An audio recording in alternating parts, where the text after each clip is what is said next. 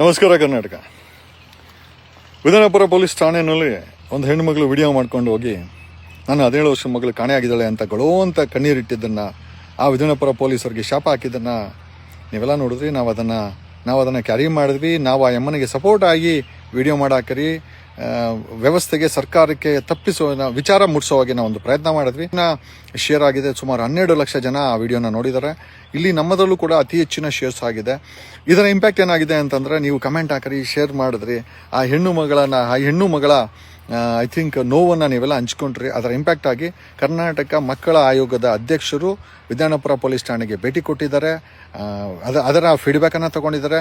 ಆ ಹೆಣ್ಣು ಮಗುವನ್ನ ಹುಡುಕುವಂಥ ಕೆಲಸಕ್ಕೆ ಅಲ್ಲಿ ನಿಂತ್ಕೊಂಡಿದ್ದಾರೆ ಅಂತ ಹೇಳುತ್ತಾ ನೋಡಿ. ಒಂದಂತೂ ನಿಜ, ನೀವುಗಳು ಮನಸ್ಸು ಮಾಡಿದ್ರೆ ಏನು ಬೇಕಾದ್ರೆ ಮಾಡಿಸ್ಬೋದು. ನಾವು ಸ್ಟೋರಿ ಮಾಡಿದ್ದೀವಿ, ನಾವು ಇಂಪ್ಯಾಕ್ಟ್ ಮಾಡಿದ್ದೀವಿ. ಬಟ್ ಆ ಇಂಪ್ಯಾಕ್ಟ್ಗೆ ಧ್ವನಿಗೂಡಿಸಿದ್ದು ನಿಮ್ಮ ಶೇರಿಂಗು, ನಿಮ್ಮ ಕಮೆಂಟ್ಸು, ನಿಮ್ಮ ಮಾತುಗಳು.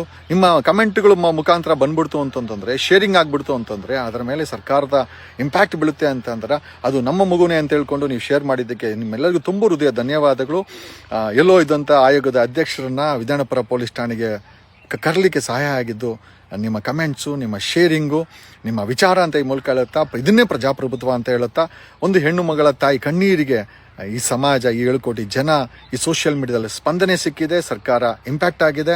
ಅಧ್ಯಕ್ಷರು ವಿಧಾನಪುರ ಪೊಲೀಸ್ ಠಾಣೆಗೆ ಭೇಟಿ ಮಾಡಿ ಅದನ್ನು ಬಗೆಹರಿಸುವಂಥ ಕೆಲಸ ಮಾಡಿದ್ದಾರೆ ಅಂತ ಹೇಳುತ್ತಾ, ನಾನು ನಿಮ್ಮ Jagadish. Thanks a lot. Love you all.